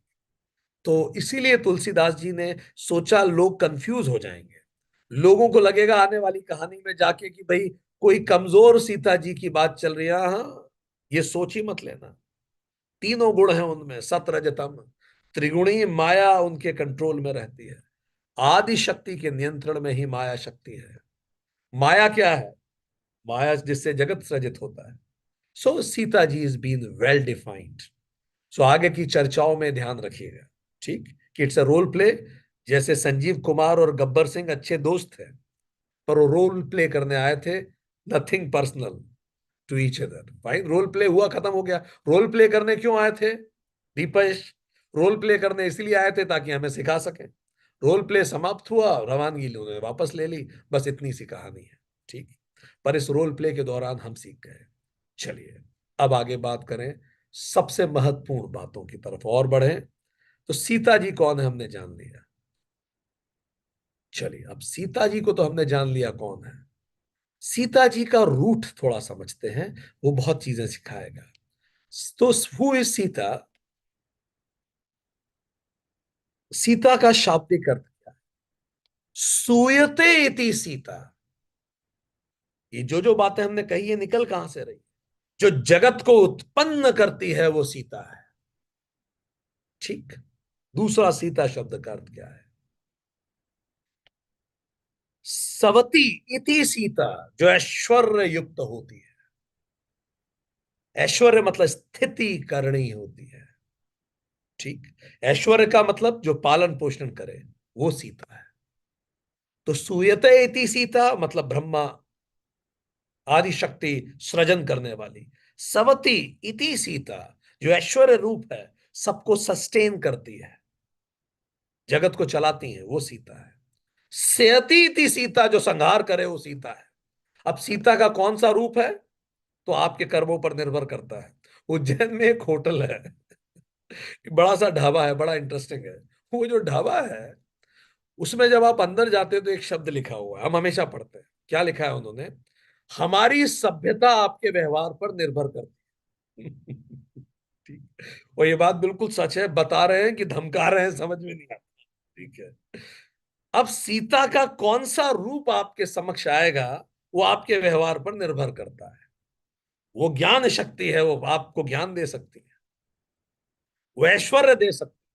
और आप बिगड़े हुए हैं, कहीं दाएं बाएं हुए, वो संहार शक्ति भी है। तो उन हमारी सभ्यता आपके व्यवहार पर निर्भर करती है। ठीक। This is who is Sita. और जब हम सीता की बात करते हैं, हम महिला, हर महिला की बात कर रहे हैं। ये सब क्षमताएं हर महिला में है। सुवती इति सीता, जो कल्याण करे वो सीता है। ये सीता शब्द किन किन रूट से निकला हुआ है उसके अलग अलग अर्थ हैं। ये सीता की परिभाषाएं हैं। जो कल्याण करे वो सीता है। सिनोति इति सीता, जो स्वयं राम को बांध लें अपने गुणों में, वो सीता है। जो स्वयं पर ब्रह्म को जोड़ दें, बांध सके, वो सीता है। ठीक। जो पर ब्रह्म को जब वो ईश्वर रूप में आते हैं अपने वश में कर लें, अपने गुणों से बांध सके, वो सीता है। सीता शब्द का एक और अर्थ होता है, हल के जो आगे वाला भाग होता है, ठीक, उससे सीता प्रकट हुई थी। आप सबको पता है वो खेती करते समय हल से सीता प्रकट हुई थी उस खेत में। तो सीता शब्द का अर्थ, जब यज्ञ भूमि में जनक जी जब जोत रहे थे हल से यज्ञ भूमि को, तब यज्ञ के जो अगला भाग है उसको सीता कहते हैं। उससे धरती में से एक मटके में सीता जी प्रकट हुई थी। तो जब सीता जी प्रकट, इससे उसका नाम सीता पड़ा। सीता का अर्थ वो भी है जो अग्रभाग होता है हल का। तो ये सीता के अलग अलग अर्थ है, केवल आपकी जानकारी के लिए। वही जो हमने पढ़ा वही अर्थ है। तो चलिए अपने अंदर इन सारी शक्तियों को इन्वोक करें। ज्ञान शक्ति, स्थिति शक्ति, क्रिया शक्ति और जड़ शक्ति। फाइन, आगे बढ़े। ज्ञान शक्ति मतलब सीखें। ठीक। क्रिया शक्ति मतलब उसका उपयोग करें। और जड़ शक्ति मतलब स्थिरता बनाए रखें। ठीक, आगे बढ़े। अब चलिए पूरे मन से स्वागत करते हैं श्री राम का। राम कौन है? रामचरितमानस में पदार्पण हो रहा है, वो डिफाइन कर रहे हैं राम कौन है। One of the most beautiful definitions I ever read, यन्माया वशवर्ती विश्व अखिलम ब्रह्मादि देवासुरा यत सत्वात अमृषा एव सत भांति सकलम रज्जो यथा अहेह भ्रमः यद पाद प्लव एक एव ही भव अम्बोधि ही तितिर्षावता वंदे हम तम अशेष कारण अशेष कारण परम राम आख्यम ईशम हरिम। एक एक नगीना आपको बताएगा राम कौन है। जिनकी माया से वशीभूत संपूर्ण विश्व, ब्रह्मादि देवता और असुर है। दूसरी लाइन, जिसकी सत्ता से रस्सी में सर्प के भ्रम की भांति ये सारा दृश्य जगत सत्य प्रतीत होता है। जिनके केवल चरण ही भवसागर से तरने की इच्छा वालों के लिए एकमात्र नौका है। उन समस्त कारणों के कारण, सर्वश्रेष्ठ कारण, प्रथम कारण, राम कहलाने वाले भगवान हरि की मैं वंदना करता। ये है राम। चलिए अब एक एक शब्द समझे और आगे पूरी रामचरितमानस जब भी प्रश्न पूछें ये बात ध्यान में रख के पूछिएगा, राम कौन है।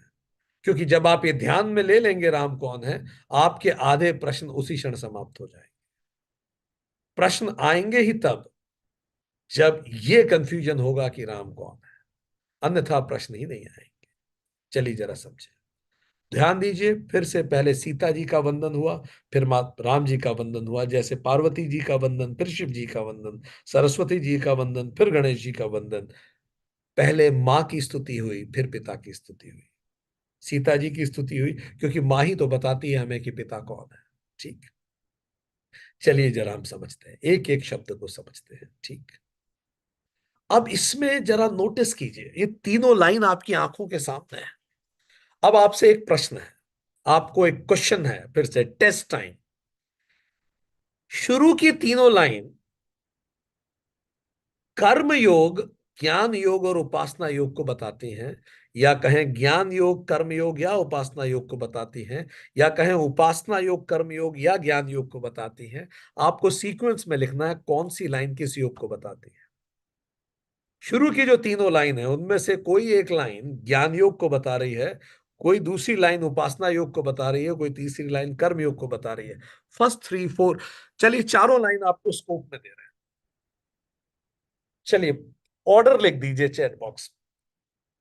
ज्ञान योग, कर्म योग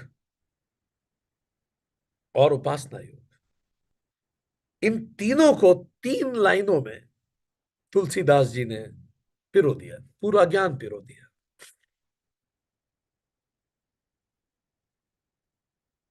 चलिए जल्दी लिखिए चैट बॉक्स में, quick quick quick quick quick. Chat box में बस लिखिए वन पे के, कर के फॉर मतलब वन पे जो भी, ज्ञान फॉर जी लिख दीजिए या जे लिख दीजिए, उपासना के लिए यू लिखिए और कर्म के लिए के लिखिए। ठीक है, सीक्वेंस लिख दीजिए बस तीन शब्दों का, 1 2 3। पहला लाइन कौन सा योग है, दूसरी लाइन कौन सा योग है, तीसरी लाइन कौन सा योग है। Quick right in the chat box. ज्यादा से ज्यादा आप गलत होंगे, कोई फर्क नहीं पड़ता। Quick quick quick.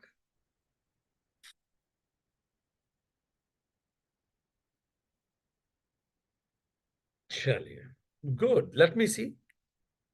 Excellent excellent excellent. So the right answer is, बहुत अच्छा आई एम सो हैप्पी, अच्छे आंसर आप दे रहे हैं। देखिए पहला शब्द पढ़िए, जिसकी माया से वशीभूत संपूर्ण विश्व ब्रह्मादि देवता और असुर है।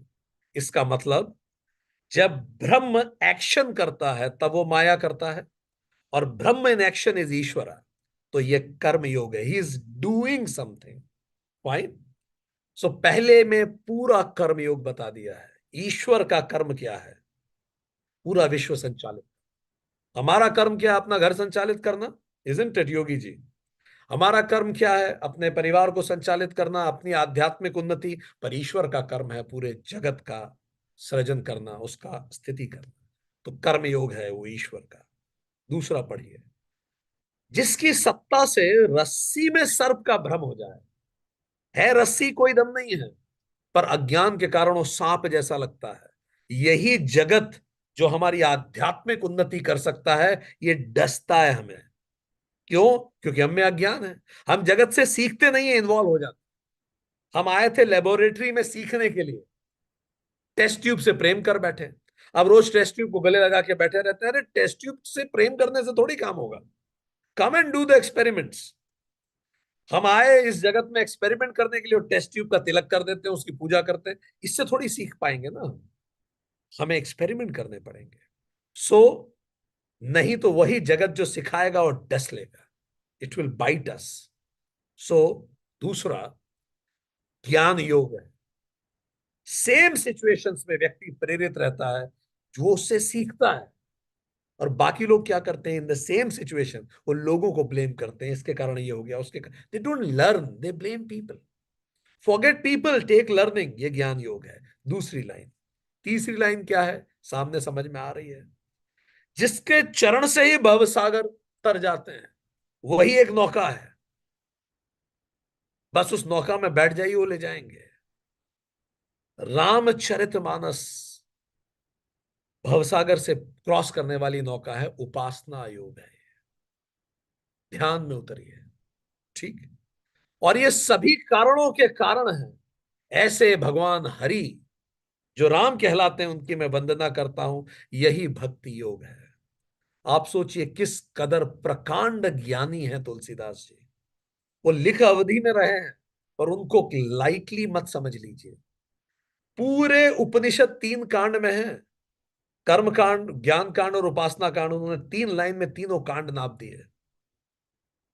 3 लाइन में तीनों कांड नाप दिए। ये हैं तुलसीदास जी। आगे देखते हैं। इसके अतिरिक्त एक और चीज हम आप सभी से पूछना चाहेंगे। इसमें वो तीनों रूप भी राम के उल्लेखित है, जिसको आप कहते हैं, जो माधवाचार्य, रामानुजाचार्य और आदि शंकराचार्य ने पढ़ाए थे।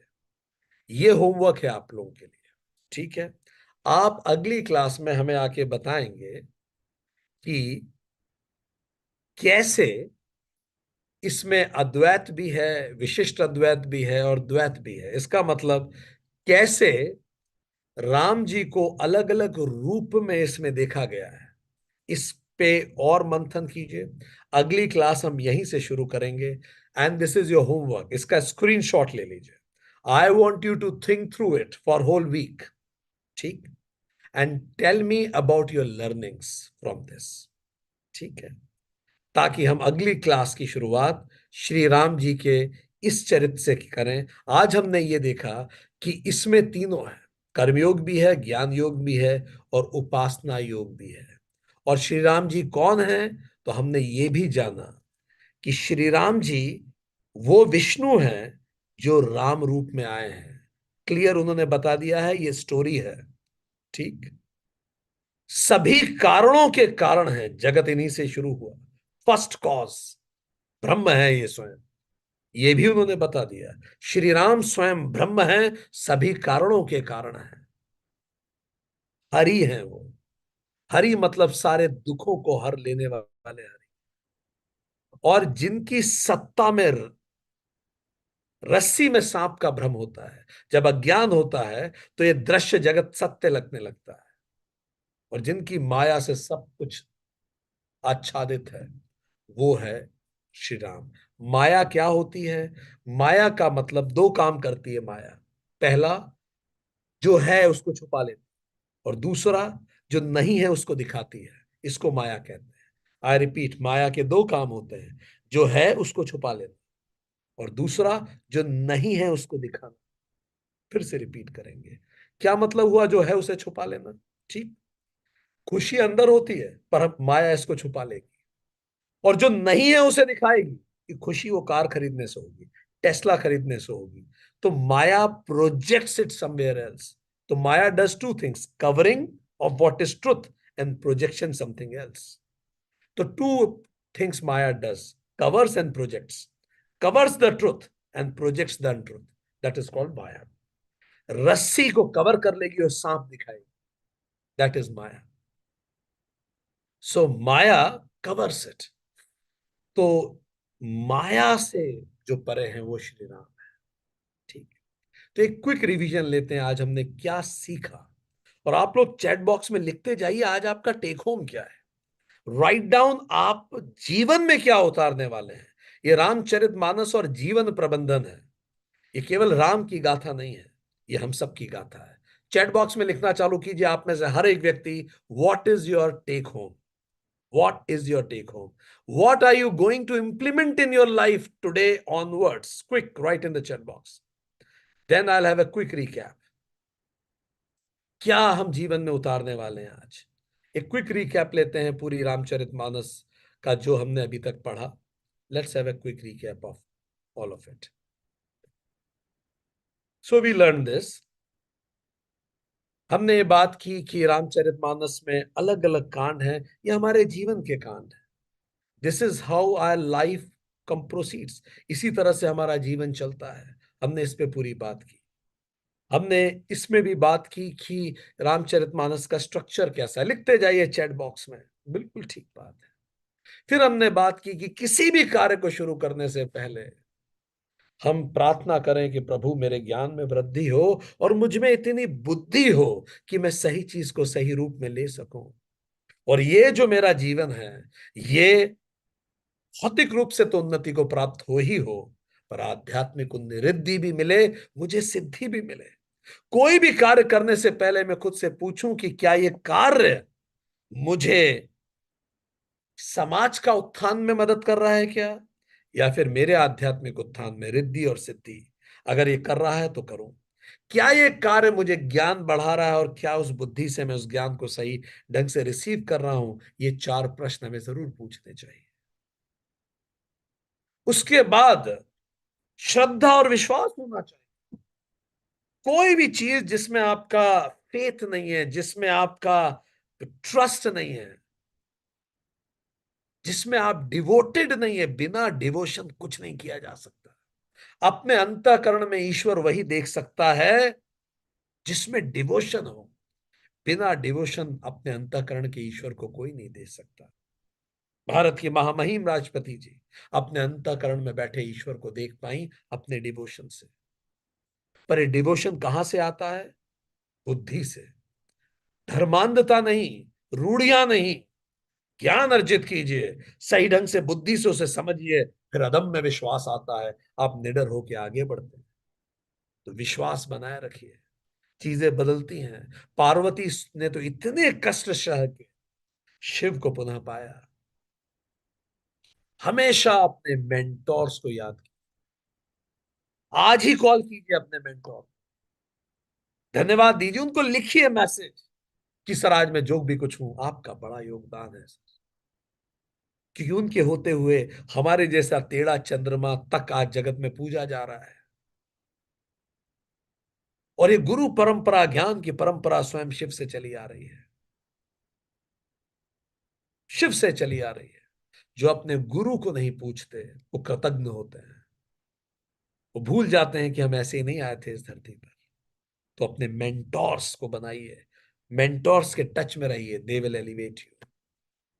After being in touch with mentors, आपसे पहले जिन लोगों ने इस कार्य को किया है उनसे मिलिए, उनसे सीखिए। कपिश्वर और कविश्वर आपके पोजिशनल एंसेस्टर्स। और कहा निवास कीजिए? गुणग्राम में। गुणग्राम नहीं, गुणग्राम में निवास कीजिए। ठीक। और ये गुणग्राम कहां का है? राम जी और सीता जी के गुणों का ग्राम। बिकॉज जिन वैल्यूज को आप लगातार सोचते हैं वो वैल्यूज आप जीने लगते हैं अंततः। Start thinking on those values. Values Hanuman ji established. इतनी विपरीत परिस्थितियों में जब जीवन में किष्किंधा कांड आया, उसके बाद सुंदर कांड आता है। विपरीत परिस्थितियों में जब विश्वास रहता है, हनुमान जी का अवतरण होता है और पूरा जीवन सुंदर कांड बन जाता है। विश्वास बनाए रखिए। ऐसा व्यक्ति जिसके पास कोई विश्वास नहीं है, nothing in, there is nothing he can have his 100% faith on him, faith on something, उससे गरीब इस धरती पे कोई नहीं है। तो चलिए अमीर बने, श्रद्धा और विश्वास रखें। हनुमान जी अवतरित होंगे, सुंदरकांड जीवन बनेगा। और फिर सीता जी, उस माता सीता की आराधना करें जो उत्पत्ति, स्थिति और संहार करती है। हर स्त्री में क्षमताएं हैं। पूरे घर की क्लेश स्त्री हरती है। पूरे घर का कल्याण स्त्री करती है। श्री रामचंद्र की प्रियतमा, अपने गुणों से स्वयं ईश्वर को बांध सकने की क्षमता रखने वाली माता सीता, जिसमें इच्छा शक्ति है, जिसमें ज्ञान शक्ति है, इच्छा शक्ति है, क्रिया शक्ति है और जड़ शक्ति है, जो सृष्टि करता, स्थित करता और लय करता भी है। ऐसी माता सीता, हम सब में माता सीता का वंश है। हम उन्हीं के बच्चे हैं। हम में भी ये क्षमताएं हैं, इनको हमें इवोक करना चाहिए। और यही सब सीता शब्द के शाब्दिक अर्थ भी है। और राम कौन है? पूरा विश्व जिसकी माया में है, जिसका कर्म ही इस पूरे जगत का सृजन है। चलिए हम भी अपने अंदर के राम को पैदा करें, अपने कर्म से जगत का सृजन करें, अच्छी दुनिया बनाएं अपने आसपास। रोज पूछें मैंने दुनिया को बेहतर बनाने के लिए आज क्या किया। जिसकी सत्ता में रस्सी सांप जैसी लगती है, जब जगत डसने लगे आपको, तो गौर से देखिए भगवान राम का ध्यान करके देखिए, वो सांप नहीं है, वो रस्सी है, आप यूं ही घबरा रहे हैं। कुछ नहीं है यहां घबराने लायक। We are too temporary to have permanent problems in life. ज्ञान अर्जित कीजिए, बुद्धि अर्जित कीजिए। और जिसके चरण से ही भवसागर तर जाता है, जब आप में ज्ञान पूरा हो जाए तो अपने आप को समर्पित कर दीजिए। जब आप में ज्ञान पूरा हो जाएगा, आप जान जाएंगे चीजें होती हैं। ध्यान रखिए, सत्कर्म कीजिए, उनके चरणों में वंदन कीजिए, उच्च मूल्यों को जीना चालू कीजिए, जीवन अपने आप तर जाएगा। वही सब कारणों के कारण है, वहीं से सब शुरू हुए, वहीं से हम आए, वहीं हमें लौट जाना है। ऐसे भगवान विष्णु जो राम नाम से कहलाए जाते हैं, उनको हम प्रणाम करते हैं। ओम नमो नारायण।